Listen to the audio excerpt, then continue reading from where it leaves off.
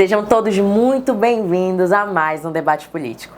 Aqui é Letícia Barbosa em mais uma terça-feira com cada um de vocês, nossos telespectadores.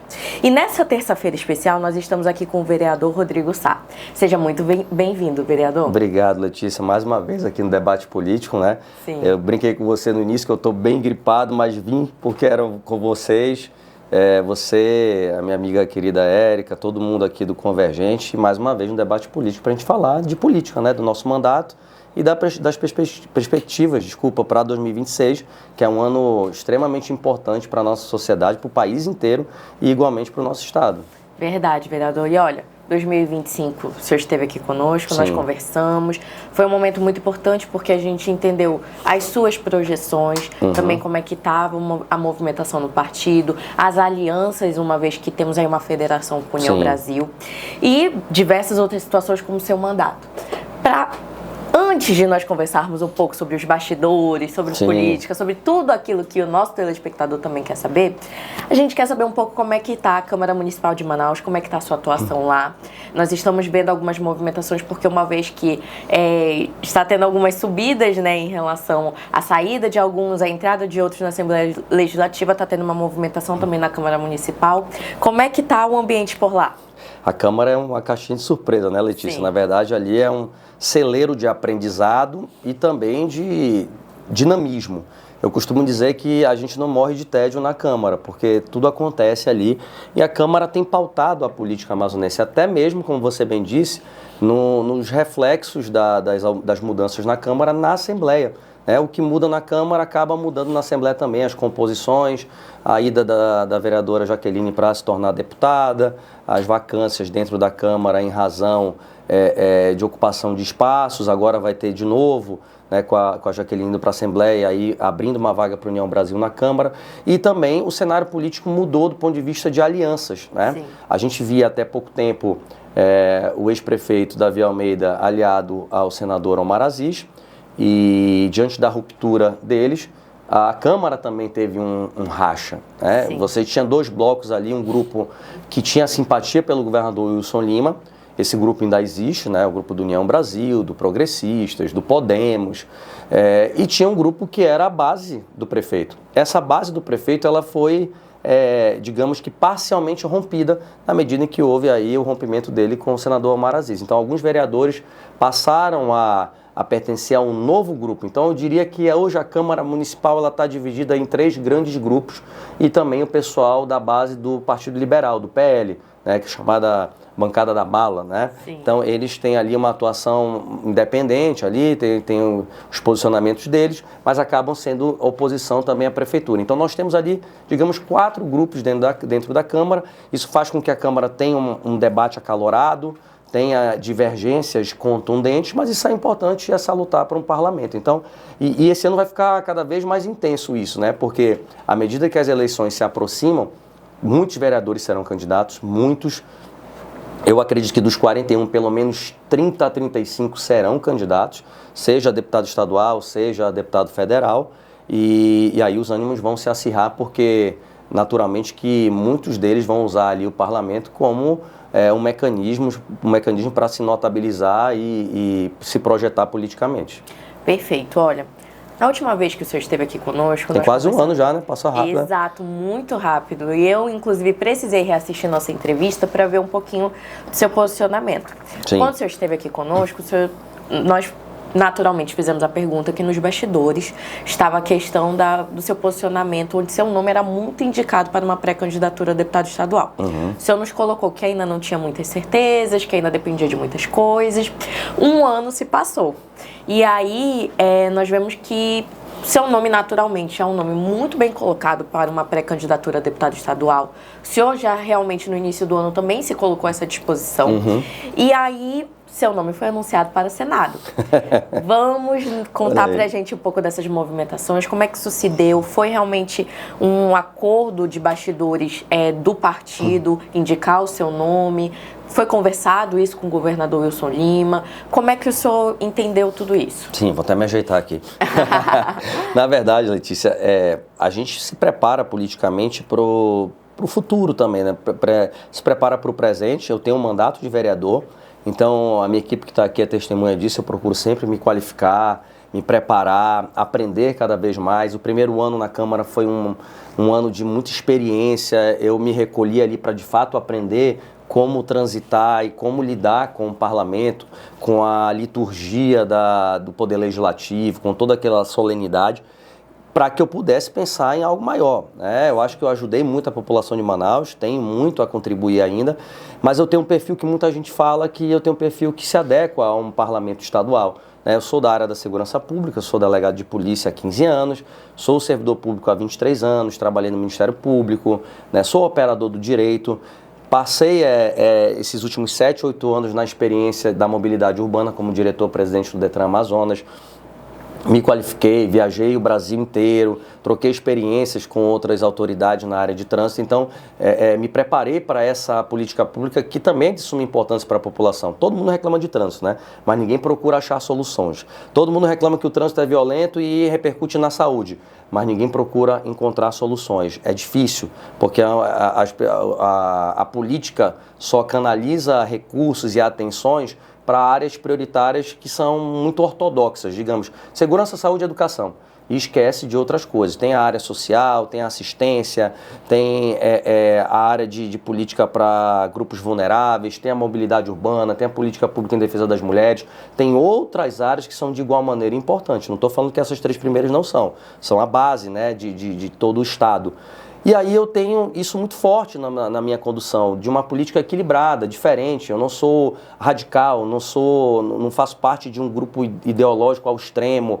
Eu faço parte daqueles que querem fazer a boa política, que tem uma inclinação ideológica partidária, mas que não entra nesses arrobos de discussões radicais. O meu eleitorado é o eleitorado equilibrado, é esse eleitorado que eu quero atingir. E o político tem que falar isso. Pouca gente fala, mas eu estou falando agora para você. Então, a minha predisposição sempre foi para ser deputado estadual, pré-candidato a deputado estadual esse ano. Eu tenho me preparado para isso.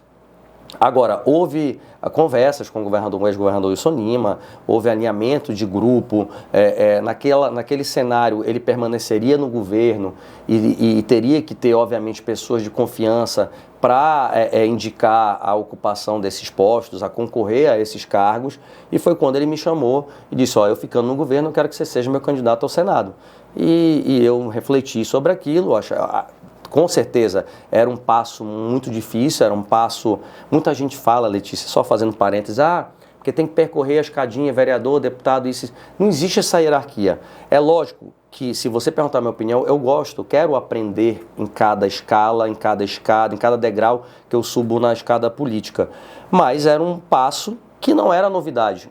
Nós temos precedentes na nossa história recente de políticos que eram vereadores e saltaram para o Senado, como o próprio Plínio Valério, que lá está, Jefferson Pérez, enfim. Então, não seria nenhuma novidade. Chegaram até a cogitar, será que o Rodrigo está empolgado, é soberbo, não está dando um passo maior que a perna? Não foi uma escolha minha.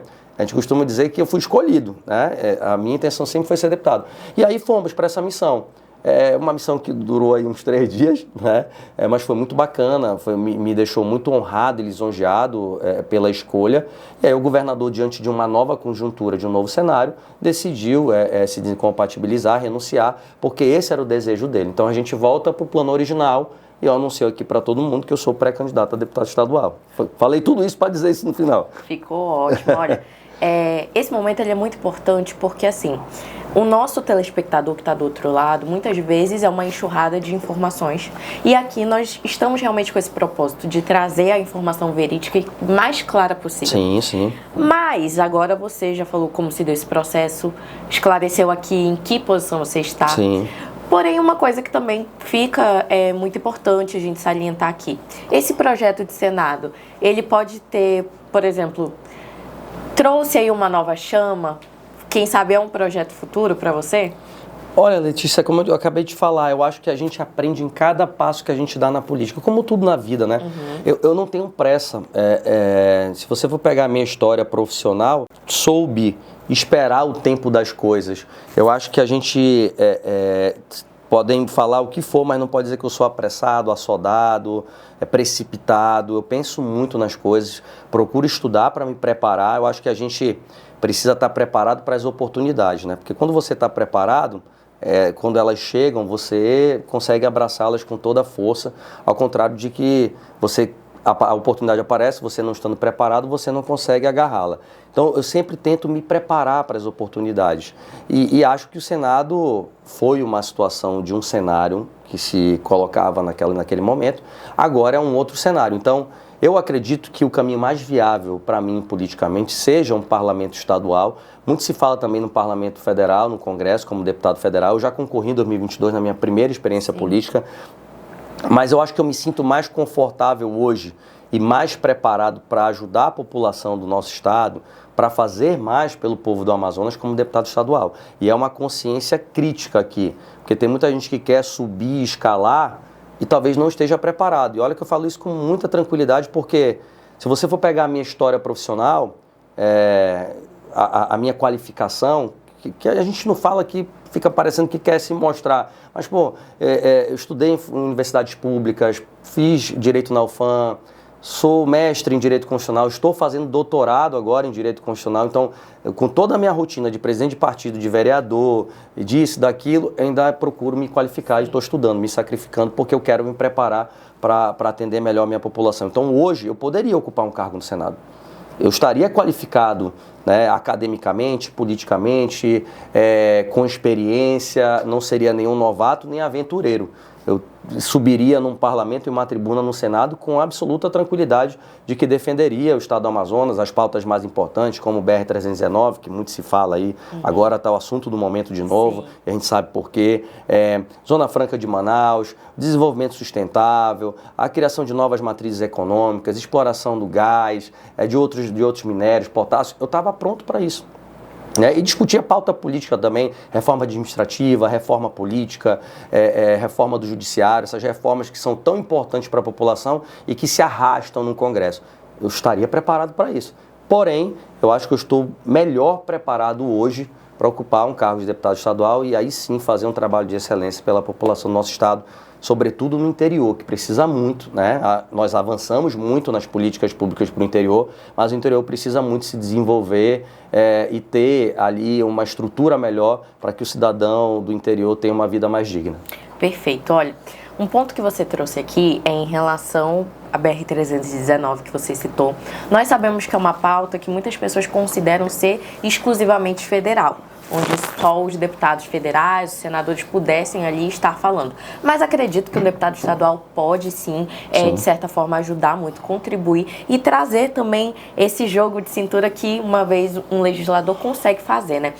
Dentro da sua visão política e uma vez que você se propõe, se coloca à disposição de concorrer a uma eleição para deputado estadual, como é que você vê a situação da BR-319? Eu vou fazer, inclusive, aproveitando a tua pergunta, um paralelo com a Zona Franca. Sim. A gente, quando olha a Zona Franca, a gente sempre volta o olhar ali para o Congresso Nacional. Sim. E, de fato, o parlamentar ali do Congresso, da nossa bancada, ele defende a Zona Franca e protege a Zona Franca dos atentados, das ameaças, das pretensas mudanças legislativas que eventualmente aparecem ali para mudar a Constituição ou alguma lei que traga a previsão de uma criação de uma nova zona de livre comércio em outra parte do território nacional, e isso ia diminuir, né, a competitividade da Zona Franca, e aí a bancada federal está ali para isso, é importante. Mas eu sempre trago o tema Zona Franca para a esfera municipal enquanto vereador, que é a melhoria da infraestrutura do polo industrial, a melhoria dos espaços públicos, limpeza, asfalto, para que se tenha um ambiente atraente para que a gente possa ter novas empresas e novos investimentos e assim mais geração de emprego e renda. A questão da revisão do plano diretor para abrir espaços para novas indústrias. A gente tem aí centenas de projetos aprovados nas reuniões do CODAN que as empresas ainda não conseguiram implementar aqui.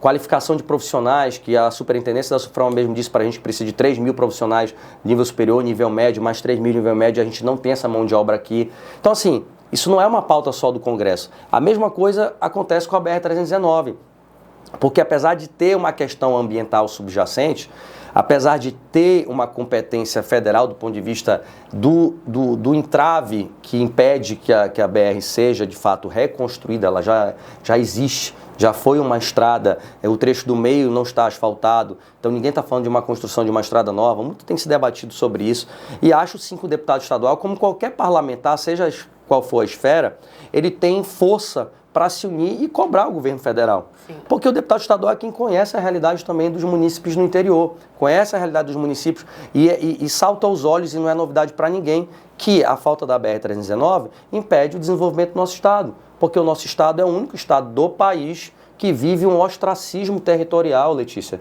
Nós somos isolados do mundo, é um verdadeiro ostracismo. Colocam a gente num casulo, fecha ali, e aí você não tem os influxos externos. Para chegar em Manaus, só se chega de barco com dias e dias e dias de viagem, ou de avião, que encarece muito o custo das coisas. Então, porque não é só isso, tem que ter outras coisas. Lógico que tem que ter, mas é um conjunto de fatores, de variáveis, que faz com que qualquer região, qualquer estado tenha desenvolvimento. E a BR-319 é um dos pilares mais importantes para isso. Agora, tem a questão política. Tem gente que faz questão que tenha as barreiras. Tem gente que faz questão, gente que se diz defensor da BR, que na verdade faz questão que ela tenha problema mesmo, que tenha entraves para a sua recuperação. Para que em época de eleição se coloque como salvador da pátria, como, eu consegui destravar, quando na verdade é aliado de quem quer travar. Porque quem trava é quem discute a pauta, com todo respeito à questão ambiental, mas pseudo-ambientalista, porque coloca a questão ambiental acima dos interesses do ser humano. E eu sou daqueles que preserva o ser humano acima de tudo. Quando você estuda direito, você sabe que você tem os valores jurídicos, né, os bens jurídicos tutelados.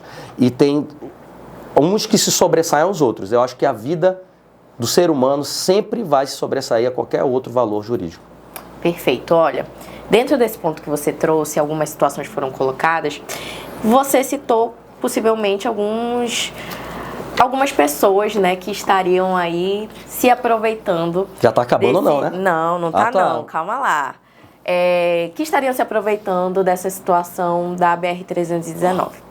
Um dos olhares que todos estão é das alianças que estão se fazendo. O nosso jogo político, ele vem mudando muito. Algumas peças têm saído, outras têm entrado, muita coisa tem se movimentado. Dentro dessa situação, nós queremos saber como é que tá as alianças aí da Federação Progressistas, União Brasil. Com quem vocês estão compondo? Você, por exemplo, que é uma pessoa, né, que vem da segurança pública, que traz essa pauta, muito olhar, de certa forma, fica um pouco mais em volta do PL. Nós temos aí uma pré-candidata já ao governo do estado, né? Sim. Que é a professora Maria do Carmo. Muitas pessoas estão aguardando, estão realmente imaginando se, caso Roberto Cidade venha realmente ganhar ali para a eleição enquanto governador interino, se ele venha para uma reeleição. Como é que está essa situação aí nos bastidores? A gente precisa, antes de tudo, esperar as definições em âmbito nacional. Isso parece clichê, parece fugir da pergunta quando se pergunta sobre isso, mas não é.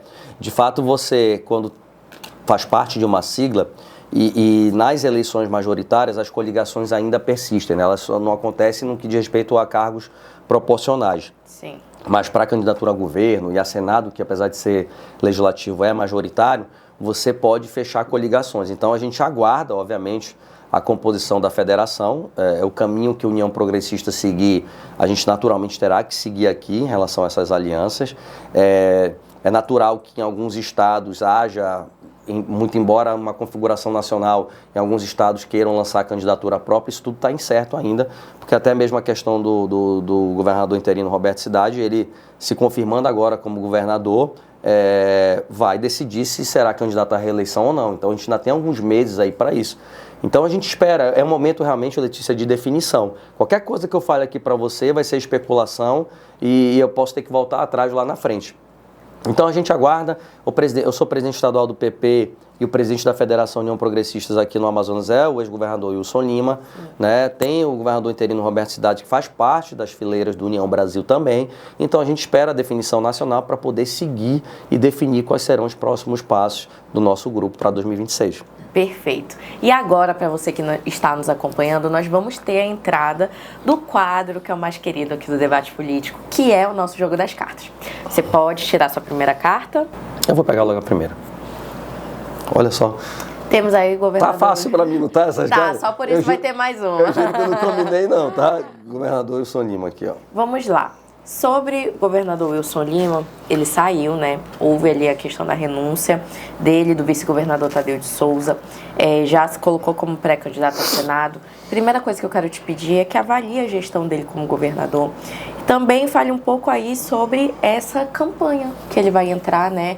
É uma mudança, você mesmo estava comentando aqui conosco que a previsão era que ficasse até o final. Como é que se deu tudo isso? Eu acho, primeiramente falando do governo, acho que foi o governo que enfrentou as maiores dificuldades da história do Amazonas e em âmbito nacional também. Pandemia, 2 ondas de pandemia, 2020 e 2021, salvo engano, maior seca, maior enchente, dificuldades econômicas. Então eu acho que o governador Wilson Lima chegou muito pairado pela desconfiança das pessoas, de que não tinha experiência e muito rapidamente aprendeu da pior maneira, né? Sofrendo esses grandes impactos aí que até então nunca existiram para qualquer outro governante. Então ele teve que ter resiliência, tranquilidade para superar esses desafios. Tenho certeza que sofreu muito, mas conseguiu se reerguer, conseguiu superar esses obstáculos e acho que do final do primeiro mandato e o segundo mandato ele deixa um legado muito especial, que é realmente olhar pelas pessoas.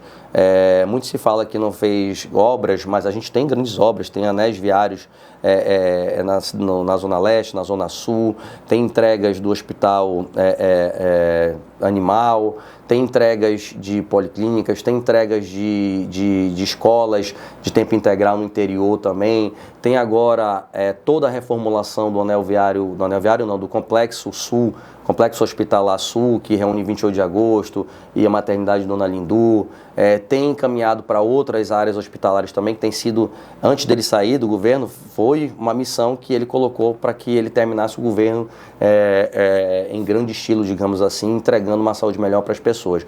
Mas também fez muitos investimentos na segurança pública, mais de 1 bilhão investidos aí, recorde de investimento na segurança pública, com reconhecimento profissional. Tem muito a ser feito, ainda tem. E qualquer governante vai passar por dificuldades, porque tem limitações orçamentárias, tem limitações da lei de responsabilidade fiscal, mas investiu em equipamento, em reconhecimento profissional dos colaboradores, dos policiais militares e civis, bombeiros, enfim, melhorou a estrutura, lanchas blindadas, base arpão, uma série de coisas, né? Tem entregas, e fora a área da assistência, né? Tipo auxílio estadual permanente, prato cheio, CNH social, projeto motociclista legal, que a gente encabeçou com ele no Detran. Então, muito foi feito. Eu passaria o dia inteiro aqui falando das coisas que foram feitas. E acho que ele chega competitivo para o Senado, né? Muita gente fala de pesquisa, o governador não vai, não sei o quê. Eu acho que ele é muito competitivo, ele tem um recall muito bom das eleições do governo de 2022, tem uma base muito forte no interior do estado e, obviamente, que trabalhar Manaus é um trabalho mais difícil. Manaus, ideologicamente, é um público que precisa ser trabalhado e compreender tudo que foi feito de bom no governo, né? Muita gente ainda não entendeu isso. Eu acho que a grande missão que a gente tem enquanto grupo é mostrar tudo aquilo que o governador Wilson Lima fez pelas pessoas. No interior, eu acredito que ele vai ter uma campanha muito bacana, porque tem entrega, sobretudo nos municípios, tem apoio lá de prefeitos, ex-prefeitos, e na capital vamos trabalhar para mostrar tudo aquilo que ele fez, e eu acho que ele chega competitivo sim, se Deus quiser vai ocupar uma vaga do Senado. Perfeito. Mais uma carta em razão das últimas polêmica. 2. Agora. Sua última carta foi a pré-candidata a governo do estado, professora Maria do Carmo, que faz parte, né, do Partido Liberal. É uma pré-candidata que vem se colocando em oposição ao governo do estado, sua posição como um todo. Além do seu posicionamento em relação à professora Maria do Carmo, eu acho que o maior questionamento que não somente eu, porque eu sou apenas uma porta-voz, mas a população como um todo se faz agora, é em relação às alianças realmente, como eu já falei anteriormente, né? As pessoas estão com um olhar muito mais atento a quem está falando com quem, como é que está essa situação. No FECLAN nós observamos, por exemplo, que o senador Omar Aziz fez um bom aceno para a pré-candidata ao governo do estado, Maria do Carmo, mas não tanto para os dirigentes, né, do governo do estado, que ficou ali uma situação mais oposta, sem falar tanto, em oposição ao senador Eduardo Braga, que ainda faz uma composição com ele, mas falou com todos que estavam ali presentes, fez o cumprimento. Você faz parte dessa federação, que é muito importante, que todos os olhares estão envoltos, e é um player muito importante também. Então, imagino que saiba muitas informações de bastidores que pode aí nos contribuir. Como é que está a situação das alianças? O Érica, eu tô falando o nome da tua mãe, a Letícia. Letícia, o que eu acho? Como eu te falei, as alianças acontecem, bastidor acontece muito. Mas em contrapartida, os pré-candidatos, os players desse próximo processo político, eles vão dando ali a tônica das coisas, né? Nas redes sociais, nas entrevistas. Então a professora Maria do Carmo tem o maior respeito por ela enquanto mulher, enquanto empreendedora de sucesso, tem a sua história, mas politicamente está entrando agora e já quer entrar como governador. Tá tudo certo, né? O governador Sonima também foi eleito governador sem ter tido outro cargo anterior. Mas eu acredito que o PL segue um caminho de isolamento. E eu vou dar minha opinião aqui, que eu falei para ti que ia estar sem filtro. A minha opinião é essa: eu acho que política se faz com convergência e com diálogo. Talvez o PL esteja num caminho na contramão disso, de tudo que se fala de política historicamente. Eu não estou falando que o sistema... Não estou falando de sistema, estou falando de alianças político-partidárias. Né? O sistema que se fala muito, tem muito candidato que se coloca antissistema. Né? Antissistema, e quando chega lá, sucumbe ao sistema. Né? Tem muita demagogia na política. E eu acho que, do ponto de vista, antes de se chegar a ocupar um cargo, a política partidária é uma corrida eleitoral, é uma gincana. Vence quem tiver a melhor estratégia, vence quem convencer as pessoas de que, de fato, tem um melhor plano de governo, e isso dificilmente se consegue fazer sozinho, como tudo na vida. Então, eu acho que o PL tem adotado um caminho de isolamento partidário. Não sei se isso é bom, eles podem ganhar tudo.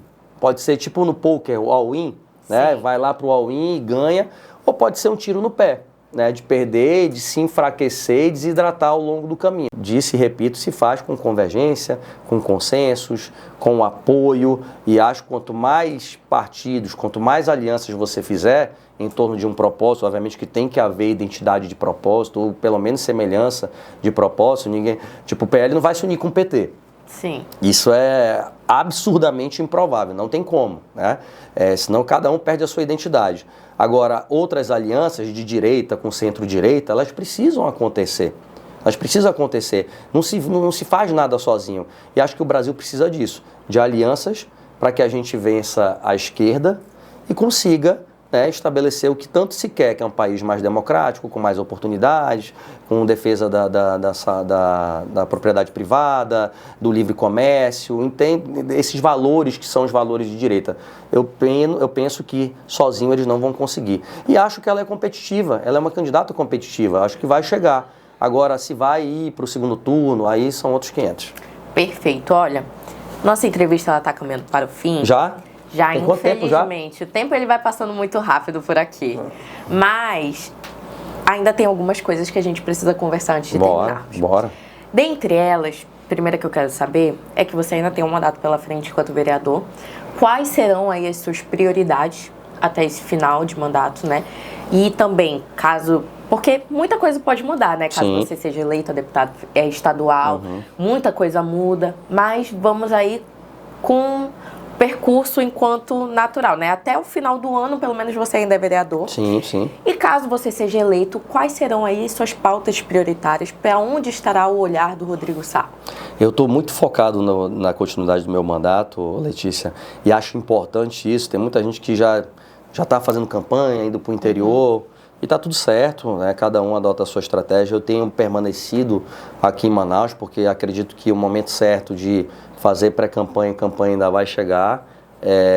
Então estou focado em defender as bandeiras que eu tenho defendido ultimamente. Meu mandato tem sido pautado, obviamente, na questão da mobilidade, de apoio aos profissionais da área de trânsito. Tenho projetos importantes de regulamentação dos motociclistas de aplicativo, que é uma necessidade aqui na cidade de Manaus. Nós já temos mais de 20, 30 mil profissionais dessa área e que precisam realmente ser regulamentados, colocar responsabilidade não só para eles, mas como também para as plataformas, e Manaus ser pioneira nesse aspecto. Tem um projeto das motofaixas, tenho muitos projetos no que diz respeito à melhoria do transporte público, indicações, cobranças da prefeitura. Tenho defendido também uma pauta muito importante, que é a defesa das mulheres.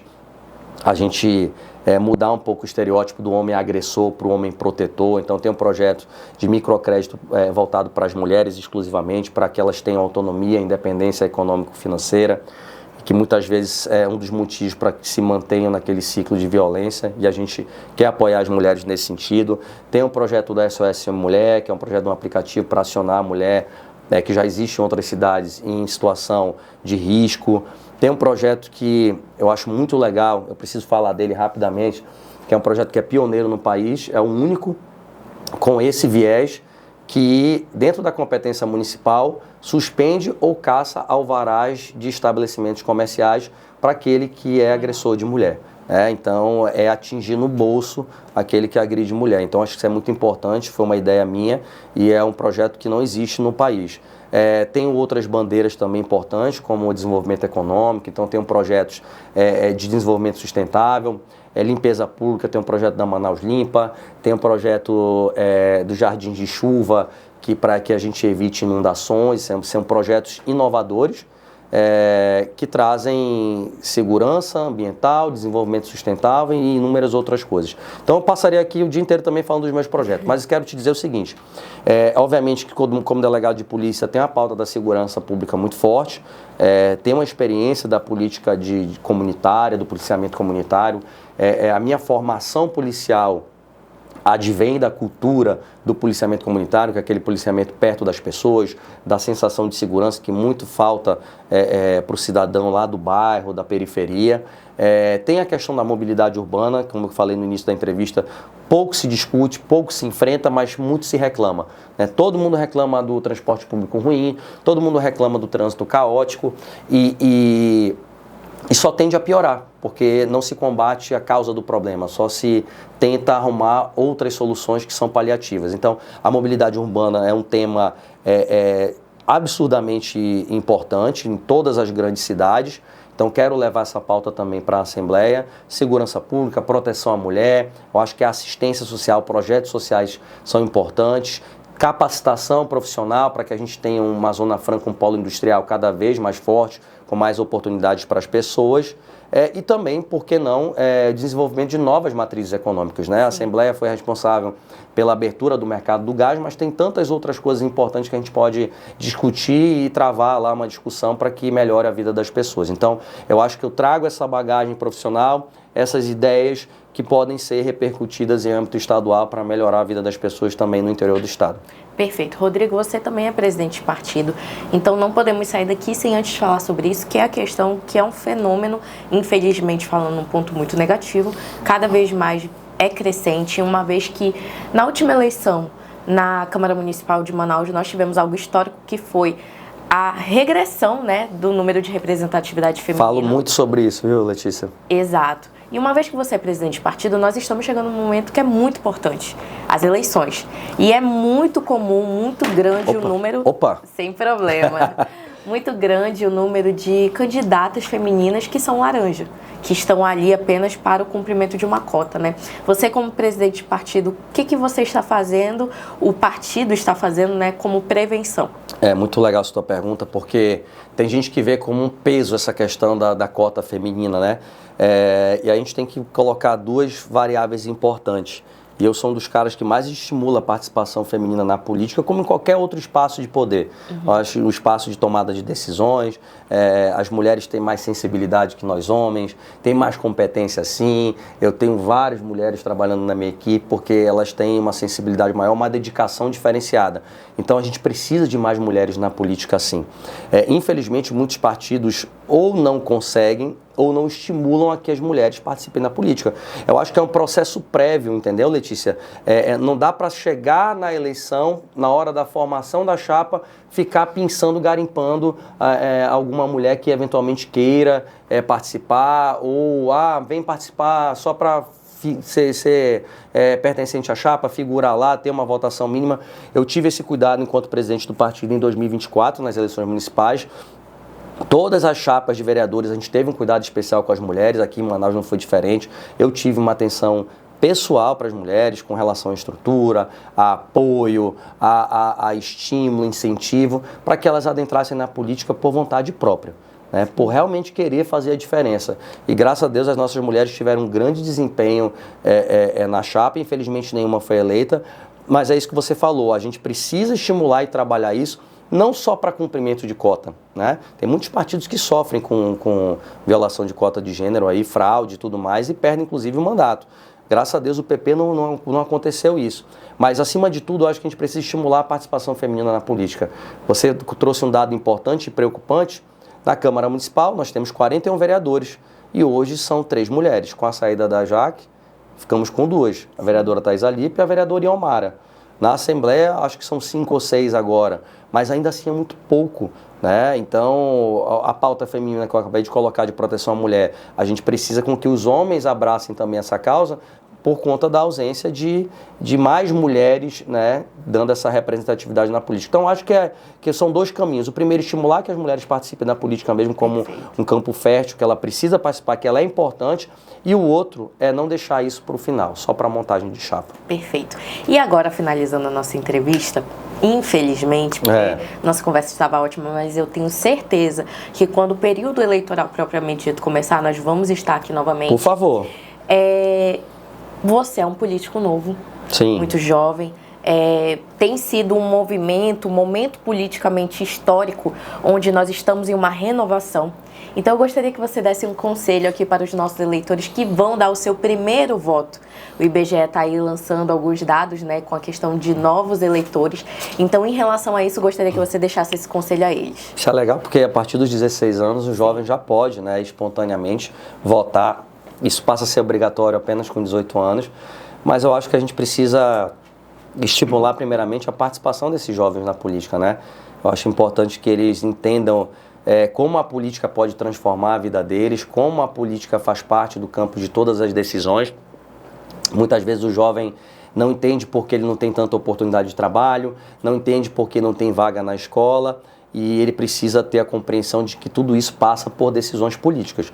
Inicialmente votando de forma consciente, mas também participar do fórum de discussão política, né? Jovens, todo partido, inclusive, Letícia, tem uma frente jovem, né? Tem um núcleo jovem para atrair os jovens para as discussões políticas. Eu acho muito importante aprender política, ter um senso crítico do que é política e participar ativamente no ano de eleição, porque a soberania de um povo se exerce fundamentalmente pelo voto. Então é muito importante, num mundo hoje tão polarizado, com a internet por aí, não se deixem levar por candidatos que vendem uma imagem na internet, mas que não vão te proporcionar muita coisa. Isso é uma mensagem que eu trago muito importante.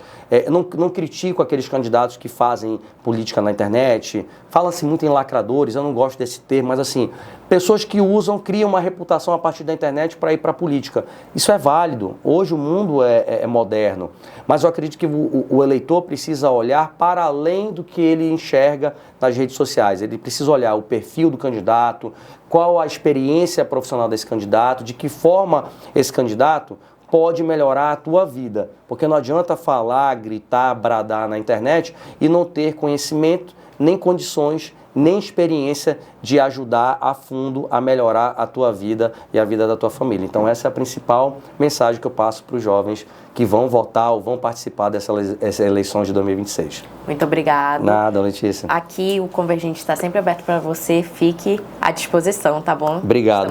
Obrigado a todo mundo. E olha, você, nosso telespectador, muito obrigado pela sua presença, pela sua audiência fiel de toda terça-feira, às 8h30 da noite aqui comigo no canal 8.2, assim como no YouTube do Convergente e da Rede Onda Digital. Muito obrigada a você e até a próxima.